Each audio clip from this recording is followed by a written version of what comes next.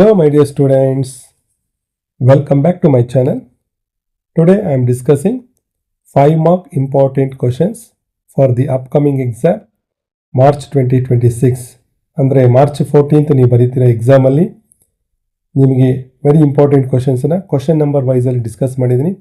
ಇದು ತುಂಬ ಯೂಸ್ಫುಲ್ಲು ಯಾರಿಗಂದರೆ ಯಾರೆಲ್ಲ ಮಕ್ಕಳು ಸ್ವಲ್ಪ ಸ್ಲೋ ಲರ್ನರ್ಸ್ ಇದ್ದೀರಾ, ಯಾರೆಲ್ಲ ಮಕ್ಕಳು 5 ಮಾರ್ಕ್ಸ್ ಬಗ್ಗೆ ತುಂಬ ಕಾನ್ಸಂಟ್ರೇಟ್ ಮಾಡಿ ವರ್ಕೌಟ್ ಮಾಡ್ತಿದ್ದೀರಾ, ನಾವು ಯಾವ ಕ್ವಶನ್ಸ್ ವರ್ಕೌಟ್ ಮಾಡಬೇಕಂತ ಏನಾರ ಕನ್ಫ್ಯೂಷನ್ ಇದ್ದರೆ ಈ ವಿಡಿಯೋದಲ್ಲಿ ನಿಮಗೆಲ್ಲ ಕ್ಲಾರಿಟಿ ಸಿಗುತ್ತೆ. ಯಾವ ಕ್ವಶನ್ ವರ್ಕೌಟ್ ಮಾಡಬೇಕು, ಯಾವ ಕ್ವಶನ್ ವರ್ಕೌಟ್ ಮಾಡಬಾರ್ದು ಅಂತ ಈ ವಿಡಿಯೋದಲ್ಲಿ ನಾನು ಹೇಳ್ತಾ ಇದ್ದೀನಿ.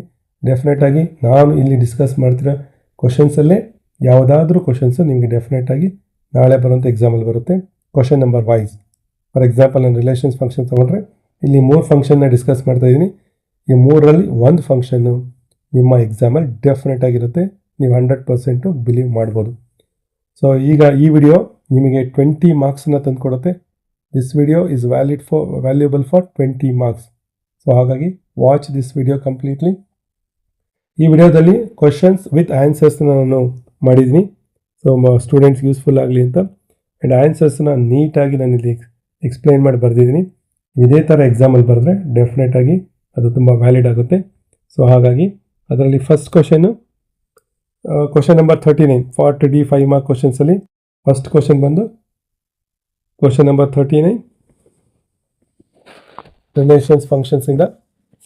ಅದರಲ್ಲಿ ಫಸ್ಟ್ ಫಂಕ್ಷನ್ ಬಂದು 4x + 3. ಸೊ ಇದನ್ನು ನಾವು ತುಂಬ ಸಾರಿ ವರ್ಕೌಟ್ ಮಾಡಿರ್ತೀವಿ ಕಾಲೇಜ್ ಲೆವೆಲಲ್ಲಿ, ಹಾಗಾಗಿ ನಾನು ತುಂಬ ಇದನ್ನ ಎಕ್ಸ್ಪ್ಲೈನ್ ಮಾಡೋಕ್ಕೆ ಹೋಗಲ್ಲ. Very easy question. So 4x1 + 3 = 4x2 + 3. ಇಲ್ಲಿ 3 ಗೆಟ್ ಕ್ಯಾನ್ಸಲ್ ಆಗುತ್ತೆ. ಸೊ 4 ಗೆಟ್ ಕ್ಯಾನ್ಸಲ್ ಆಗುತ್ತೆ. So we got x1 = x2. f is 1 ಫಂಕ್ಷನ್. ಸಿಮಿಲರ್ಲಿ ಆನ್ ಟು ಫಂಕ್ಷನಲ್ಲಿ ಜಸ್ಟ್ ಈಗ ಬರೀ ಸಾಕು, y belongs to y ಕೋಡೊಮೈನ್, f of x = y ಅಂತ ಬರ್ಕೊಳ್ಳಿ. 4x + 3 = y. ಸೊ ಎಕ್ಸನ್ನು ಸಾಲ್ವ್ ಮಾಡ್ಕೊಳ್ಳಿ. So x value x = y - 3/4. So ಇದು ಆನ್ ಟು ಫಂಕ್ಷನ್ ಆಗುತ್ತೆ. So therefore f is invertible. See, this video is very useful for even those who are good in mathematics. ಅಂದರೆ ಯಾರು bright students ಇದ್ರೋ, rank students ಇದ್ರೋ ಅವರು ಕೂಡ ಇದು ತುಂಬ help ಆಗುತ್ತೆ. ಇಲ್ಲಿ ಕೆಲವ್ರಿಗೆ ಡೌಟ್ಸ್ ಇರುತ್ತೆ, ಯಾವ ಕ್ವಶನ್ ಮಾಡಬೇಕು ಯಾವ ಕ್ವಶನ್ ಮಾಡಬಾರ್ದು ಅಂತ. ಅವ್ರಿಗೆ ಇದು ತುಂಬ ಹೆಲ್ಪ್ ಆಗುತ್ತೆ. ಈ ಕ್ವಶನ್ನ ಕಂಪ್ಲೀಟಾಗಿ ನೋಡಿ. ಅದರಲ್ಲಿ ಫಸ್ಟ್ ಫಂಕ್ಷನ್ ನಾನು ಎಕ್ಸ್ಪ್ಲೇನ್ ಮಾಡಿದ್ದೀನಿ, 4x + 3. ಸೆಕೆಂಡ್ ಫಂಕ್ಷನ್ ಬಂದು 3 - 4x. ಇದು ಕೂಡ ಸೇಮ್ ಅದೇ ಥರನೇ ಎಕ್ಸ್ಪ್ಲೇನ್ ಮಾಡೋದು. ಈ ಕ್ವಶನ್ ಕೂಡ ಸೇಮ್ ಅದೇ ಥರನೇ. This function also very easy question. ಅಂದರೆ ಇವಾಗ ಲೀನಿಯರ್ ಫಂಕ್ಷನ್ಸ್ ಅಂತ ಕರಿತೀವಿ. ಈ ಲೀನಿಯರ್ ಫಂಕ್ಷನ್ಸ್ ಏನಂದರೆ ಈಸಿಯಾಗಿ ನಾವು ಸಾಲ್ವ್ ಮಾಡ್ಬೋದು. ಓಕೆನಾ? ಸೊ ನಿಮಗೆ 1 ಈಸಿಯಾಗಿ ಬರುತ್ತೆ, ಅದೇ ಥರ ಆನ್ ಟು ಈಸಿಯಾಗಿ ಬರುತ್ತೆ. ಇವೆರಡು ಫಂಕ್ಷನಲ್ಲಿ ಏನು ಗೊತ್ತಾ, ಈ ಫಂಕ್ಷನಲ್ಲಿ ಎಕ್ಸ್ ವ್ಯಾಲ್ಯೂ ಬಂದು y - 3/4 ಬಂದರೆ, ಈ ಫಂಕ್ಷನಲ್ಲಿ ಎಕ್ಸ್ ವ್ಯಾಲ್ಯೂ ಬಂದು ಉಲ್ಟಾ 3 - y/4 ಬರುತ್ತೆ. ಜ್ಞಾಪಕ ಇಟ್ಕೊಳ್ಳೋಕೆ ಈಸಿ ಆಗುತ್ತೆ. ಸರಿನಾ? So my dear students, very easy questions. Question number 39 ಯಾರು ಮಿಸ್ ಮಾಡ್ಕೋಬಾರ್ದು ಎಕ್ಸಾಮಲ್ಲಿ, ಆನ್ಸರ್ ಮಾಡಿ. ಇದರಲ್ಲಿ ಬರೋ ಮೂರನೇ ಫಂಕ್ಷನ್ ಯಾವುದು ಅಂದರೆ, ಸೊ ನೋಡಿ, this is your third function, that is 1 + x². ಇದನ್ನು ಕ್ವಾಡ್ರೆಟಿಕ್ ಫಂಕ್ಷನ್ ಅಂತ ಕರಿತೀವಿ, 1 + x². ಬಟ್ ಈ ಫಂಕ್ಷನ್ಗೆ ಬೆಟರ್ ಅಂದರೆ ನೀವು ಕೌಂಟರ್ ಎಕ್ಸಾಂಪಲ್ ತೊಗೊಂಡು ಸಾಲ್ವ್ ಮಾಡಬೇಕು. ಇದನ್ನು ಜ್ಞಾಪಕ ಇಟ್ಕೊಬಿಡಿ, ದಟ್ ಈಸ್ ದ ಬೆಟರ್. ಆಮೇಲೆ ಇಲ್ಲಿ so y is x = ±√(y - 1) ಅಂತ ಕೊಟ್ಟಿದ್ದಾನೆ. ಎಕ್ಸೆಪ್ಟ್ ದಿಸ್, ನೀವು ಇದಕ್ಕೆ ಇನ್ನೊಂದು ಆನ್ಸರ್ ಕೂಡ ಬರೀಬೋದು, your range is not equals to codomain ಅಂತ ಬರೀಬೋದು. Okay right, range is not equals to codomain. Range codomain equal ಆಗದೆ ಇರೋದ್ರಿಂದ this is not on to function. So ಈ ಮೂರೇ ಕ್ವಶನ್ಸ್ ಓದ್ಕೊಳ್ಳಿ for question number 39. So will move on to question number 40. ನಾನು ಡೈರೆಕ್ಟಾಗಿ question number 40ಗೆ move ಆಗಿಬಿಡ್ತೀನಿ. So ನಾನು ಡೀಟೇಲಾಗಿ ಆನ್ಸರ್ಸ್ ಕೊಟ್ಟಿದ್ದೀನಿ, ಬೇಕಾದ್ರೆ ಕಾಪಿ ಮಾಡ್ಕೊಳ್ಳಿ very easily. So I will move on to question number 40.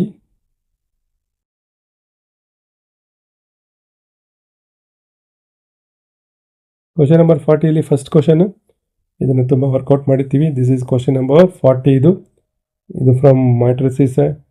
ಇದು ಕ್ವಶನ್ ನಂಬರ್ 40 ಮ್ಯಾಟ್ರಿಸಿಸಿಂದ. ಓಕೆನಾ.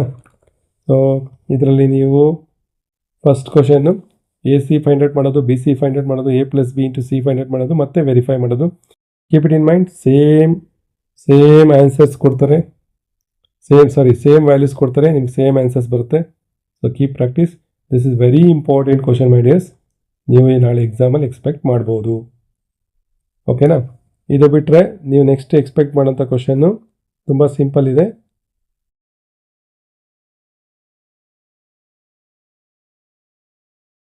Okay, this is last year asking question. ಇದನ್ನು ನೀವು ಎಕ್ಸ್ಪೆಕ್ಟ್ ಮಾಡ್ಬೋದು.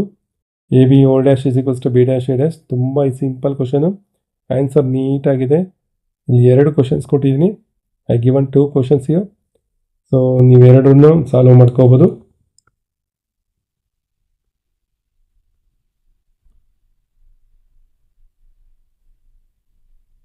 Okay,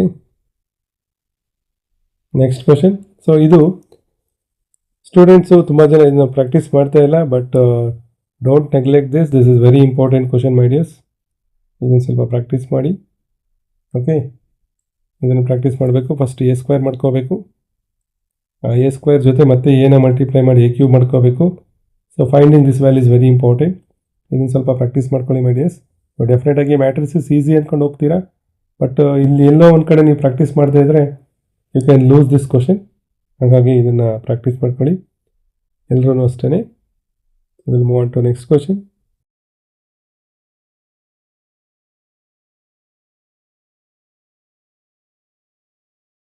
so this is very easy question, you can expect in the exam. But ಈ question ಕೊಟ್ಟರೆ ಡೆಫಿನೆಟಾಗಿ ಎಲ್ಲ ಸ್ಟೂಡೆಂಟ್ಸ್ ಆನ್ಸರ್ ಮಾಡ್ತೀರಾ.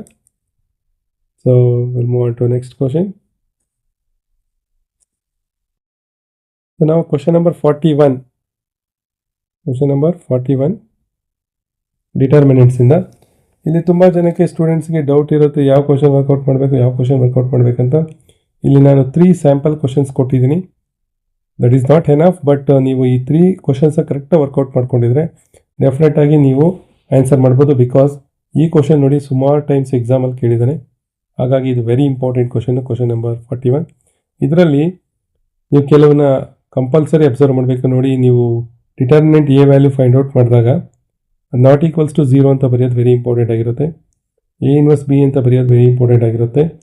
X value, Y value, Z value ಸಪ್ರೇಟಾಗಿ ಬರೋದು ವೆರಿ ಇಂಪಾರ್ಟೆಂಟ್ ಆಗಿರುತ್ತೆ. ಬಿಕಾಸ್ ಎವ್ಯಾಲ್ಯೂಯೇಟರ್ಸು ಇವೆಲ್ಲ ಚೆಕ್ ಮಾಡ್ತಾರೆ ನಿಮ್ಗೆ ಮಾರ್ಕ್ಸ್ ಕೊಡೋಕ್ಕೆ.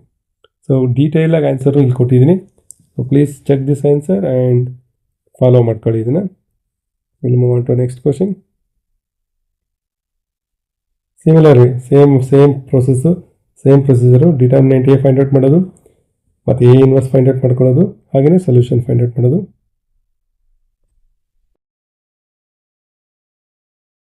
Next question also same. ಇದು ಕೂಡ 3-4 ಟೈಮ್ಸ್ ಕೇಳಿದೆ ನೋಡಿ. 2014 ಕೇಳಿದ್ದೇನೆ, 2018 ಕೇಳಿದ್ದೇನೆ. ಸೊ ದಿಸ್ ಇಸ್ ಕೂಡ ವ್ಯಾಲಿಡ್ ಕ್ವಶನ್. ಇದನ್ನು ವರ್ಕೌಟ್ ಮಾಡ್ಕೊಳ್ಳಿ. ಒನ್ ಮಾರ್ಕ್ ಕೊಟ್ಟಿದ್ದೀನಿ. ಸೊ ಇದು ಪ್ರೀವಿಯಸ್ ಕ್ವಶನ್ ಇದ್ದಂಗೆಲ್ಲ ಇದು ಸ್ವಲ್ಪ ಡಿಫ್ರೆಂಟ್ ಇದೆ. ಇದು ಯಾಕೆ ಡಿಫ್ರೆಂಟ್ ಅಂದರೆ, ಇಲ್ಲಿ ಅವನು ಯೂಸ್ ದಿ ಪ್ರಾಡಕ್ಟ್ ಅಂತ ಹೇಳಿದ್ದಾನೆ. ಸೊ ಹಂಗಾಗಿ ಇವೆರಡನ್ನು ಮಲ್ಟಿಪ್ಲೈ ಮಾಡಬೇಕು. ದಿಸ್ ಆ್ಯಂಡ್ ದಿಸ್ ಇವೆರಡನ್ನು ಏನು ಮಾಡಬೇಕು, ಮಲ್ಟಿಪ್ಲೈ ಮಾಡಿದ್ರೆ ವಿಲ್ ಗೆಟ್ ಹೈ. ಸೊ ಅವಾಗ ಏನಾಗುತ್ತೆ, 1 ವಿಲ್ ಬಿ A ಆಗುತ್ತೆ, 1 ವಿಲ್ ಬಿ A−1 ಆಗುತ್ತೆ. So this will become A−1. ಈ ಕ್ವಶನ್ಗೆ ನಾವು ಕೋಫ್ಯಾಕ್ಟರ್ಸ್ ಎಲ್ಲ ಫೈಂಡ್ ಔಟ್ ಮಾಡಿಸ್ತಿಲ್ಲ, ಡೈರೆಕ್ಟಾಗಿ ನಾವು X = A−B ಯೂಸ್ ಮಾಡಿ ಆನ್ಸರ್ ಮಾಡ್ಬೋದು. ಸೊ ಈಸಿ ಕ್ವಶನ್ ಇದು ಕೊಟ್ಟರೆ, ಬಟ್ ಇದೊಂದು ಸ್ವಲ್ಪ ಡಿಫ್ರೆಂಟ್ ಕ್ವಶನು, ನೋಡ್ಕೊಂಡು ಹೋಗಿ. ಓಕೆನಾ. ಸೊ ಟೋಟಲ್ 4 ಕ್ವಶನ್ಸ್ ಕೊಟ್ಟಿದ್ವಿ. ಈ 4 ಕ್ವಶನ್ಸ್ ವರ್ಕೌಟ್ ಮಾಡ್ಕೊಳ್ಳಿ. ಅಲ್ಲಿಗೆ ನಾವು 5 ಮಾರ್ಕ್ಸು 3 ಕ್ವಶನ್ಸ್ನ ಸಾಲ್ವ್ ಮಾಡಿದಾಗಿದೆ. ಇನ್ನೊಂದು ಸಾಲ್ವ್ ಮಾಡಿದರೆ ಸಾಕು. ನಾವು 4 ಕ್ವಶನ್ಸ್ ಸಾಲ್ವ್ ಮಾಡಿದ್ರೆ ವಿಲ್ ಗೆಟ್ 20 ಮಾರ್ಕ್ಸ್. ಆ 4th ಕ್ವಶನ್ಗೆ ನಾನು ಕಂಟಿನ್ಯೂಟಿ ಆ್ಯಂಡ್ ಡಿಫ್ರೆನ್ಷಿಯಬಿಲಿಟಿಯಿಂದ ಕ್ವಶನ್ ತೊಗೊಂಡಿದ್ದೀನಿ.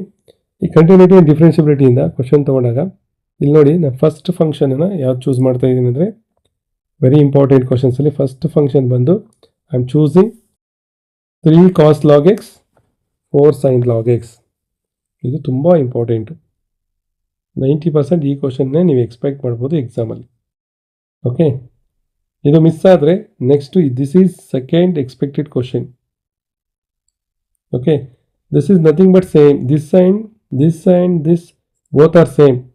ಇಲ್ಲಿ A and B values, A, M, N, B values are changing. That's all. Both questions, these 2 questions are same. Okay, here this is general question, then this is particular question ಅಷ್ಟೇ, ಇನ್ನೇನಿಲ್ಲ. First ಈ question practice ಮಾಡ್ಕೊಳ್ಳಿ. ಇದಾದಮೇಲೆ ಈ ಎರಡನೇ question ನೀವು practice ಮಾಡಬೇಕಾಗಿರೋದು this one. ಇದು ಎರಡನೇ ಕ್ವಶನ್ ಪ್ರಾಕ್ಟೀಸ್ ಮಾಡಿ. ಸೊ 2 ಕ್ವಶನ್ಸ್ ಆಯಿತು. One more I'll give.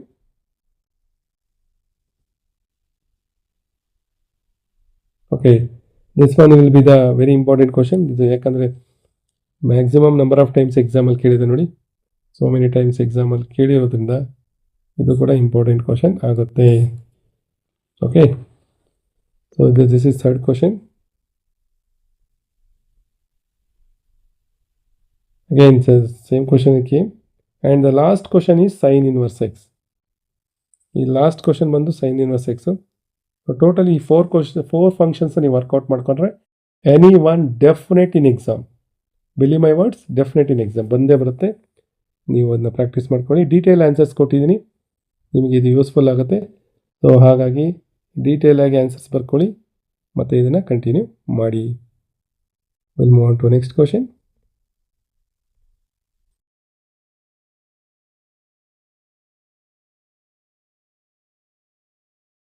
Next question number 44, very easy question. Students, one of the most liking question, that is application of integrals.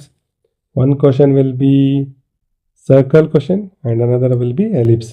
Circle ಅಥವಾ ellipse ಅಲ್ಲಿ ಮಾತ್ರನೇ question ಬರುತ್ತೆ. Keep it in mind. ಇವೆರಡು practice ಮಾಡ್ಕೊಂಡ್ರೆ ಸಾಕು. ಓಕೆನಾ? So detail ಆಗಿ answer ಕೊಟ್ಟಿದ್ದೀನಿ, ಕೇಳಿಸ್ಕೊತಾ ಇದ್ರಾ? If you are not return this one, ಇದೆಲ್ಲ ನೆಸೆಸಿಟಿ ಏನಿಲ್ಲ, ಇವೆಲ್ಲ ಏನು ಬರೆಯೋಷ್ಟು ಅವಶ್ಯಕತೆ ಇಲ್ಲ. ನೀವು ನೆಸೆಸಿಟಿ ಇಲ್ಲ, you can go through directly. ನಿಮ್ಮ ಟೀಚರ್ಸ್ ಆಲ್ರೆಡಿ ಹೇಳಿರ್ತಾರೆ, ಸೊ ನಾನು ಅದು ಇನ್ನೊಂದು ಸರಿ ಹೇಳ್ತಾ ಇದ್ದೀನಿ. You can go through directly. So detail answer ಇದೆ. ಓಕೆ, ಇಲ್ಲ ಏರಿಯಾ ಆಫ್ ಎಲಿಪ್ಸ್ ಬರುತ್ತೆ, ಇಲ್ಲ ಅಂದರೆ ಏರಿಯಾ ಆಫ್ ಸರ್ಕಲ್. ನೋಡಿ, ಏರಿಯಾ ಆಫ್ ಸರ್ಕಲ್ ಕ್ವಶನ್ ಇಲ್ಲಿ ಕೊಟ್ಟಿದ್ದೀನಿ ನೋಡಿ. ನೆಕ್ಸ್ಟ್ ನಾನು ನಿಮಗೆ ತೋರಿಸ್ತಾ ಇರೋದು ಏರಿಯಾ ಆಫ್ ಎಲಿಪ್ಸ್. ಇವೆರಡರಲ್ಲಿ ಒಂದು 100% ಬರುತ್ತೆ my dears. You please keep practice. Suppose in case ಏನಾದರೂ ಪೇಪರ್ನ ಟಫ್ ಮಾಡಿದರೆ, ಇವೆರಡೂ ಕೇಳಲಿಲ್ಲ ಅಂದರೆ ದ ಥರ್ಡ್ ಒನ್ ಕೇಳ್ತಾನೆ. ದ ಥರ್ಡ್ ಒನ್ ನನಗೆ ತುಂಬ ಸ್ಟೂಡೆಂಟ್ಸ್ ಹೇಳಿದ್ರು, sir this question looks like very tricky, ನಮ್ಮ ಕೈಲಿ ಮಾಡೋಕ್ಕಾಗ್ತಿಲ್ಲ ಅಂತ ಹೇಳ್ತಿದ್ರು. Find the area bounded by the curve y is equals to cos x ಅಂತ. ಸೊ ಇದನ್ನು ಸಿಂಪಲಾಗಿ ಆನ್ಸರ್ ಮಾಡಿದ್ದೀನಿ ನೋಡಿ. ಓಕೆ, ಸೊ ಹೇಗೆ ಬರ್ಕೊಂಡಿದ್ದೀನಿ ಅಂದರೆ ಇದನ್ನು ಯೂಸಿಂಗ್ ಪ್ರಾಪರ್ಟಿ ಬರ್ಕೊಂಡಿದ್ದೀನಿ. ಇದನ್ನು how I wrote, very simple ನೋಡಿ. Required area is 0 to 2π cos x ಇದೆ. ಬಟ್ ಕಾಸ್ ಎಕ್ಸ್ ಡಿಫ್ರೆನ್ಸಿಯೇಷನ್ ಬಂದು ಸೈನ್ ಎಕ್ಸ್ ಆಗುತ್ತೆ. ಸೈನ್ ಎಕ್ಸ್ ಅಪ್ಪರ್ ಲಿಮಿಟ್ ಹಾಕಿದ್ರು 0ನೇ ಬರುತ್ತೆ, ಲೋವರ್ ಲಿಮಿಟ್ ಹಾಕಿದ್ರು 0ನೇ ಬರುತ್ತೆ. So area is not 0. So therefore this is not possible. ಅದಕ್ಕೆ ನಾನೇನು ಮಾಡ್ತೀನಿ, ಐ ಆಮ್ ಯೂಸಿಂಗ್ ಪ್ರಾಪರ್ಟಿ. ಯಾವ ಪ್ರಾಪರ್ಟಿ ಯೂಸ್ ಮಾಡ್ತೀನಿ? 0 to 2a f of x d X property use ಮಾಡಿದಾಗ ಇದೇನಾಗುತ್ತೆ, 2 times of 0 to a F of x d X ಆಗುತ್ತೆ. Okay, so ಇದೇನಾಗುತ್ತೆ ನೋಡಿ, ಈಗ 2 times 0 to π cos x dx ಆಯಿತು. But again cos ಎಕ್ಸ್ಗೆ sign ಎಕ್ಸೇ ಬರುತ್ತೆ, again 0ನೇ ಬರುತ್ತೆ. So once more ಮಾಡ್ಕೊಂಡಾಗ ನೋಡಿ, ಇದರಲ್ಲಿ 2π ಇದ್ದಿದ್ದು ಹಾಫ್ ಆಗಿ π ಆಯಿತು. ನೆಕ್ಸ್ಟು ಆ ಪೈ ಇರೋದು ಹಾಫ್ ಆಗಿ π/2 ಆಗುತ್ತೆ cos x dx. So like this ಈ ಫಂಕ್ಷನ್ ಬಂತು. 2 2s are 4. ಮಿಕ್ಕಿದ್ದು ಇಲ್ಲಿ ಸೊಲ್ಯೂಷನ್ ಇದೆ, ಈ ಸೊಲ್ಯೂಷನ್ನ ಕಂಟಿನ್ಯೂ ಮಾಡಿ. So all the best my dear students. Definite ಆಗಿ ಇದು ನಿಮಗೆ ತುಂಬ ಯೂಸ್ಫುಲ್ ವಿಡಿಯೋ ಆಗುತ್ತೆ ಎಲ್ಲ ಪಾಸಿಂಗ್ ಪ್ಯಾಕೇಜ್ ಮಕ್ಕಳಿಗೆ. So thank you for watching my video. Thank you very much.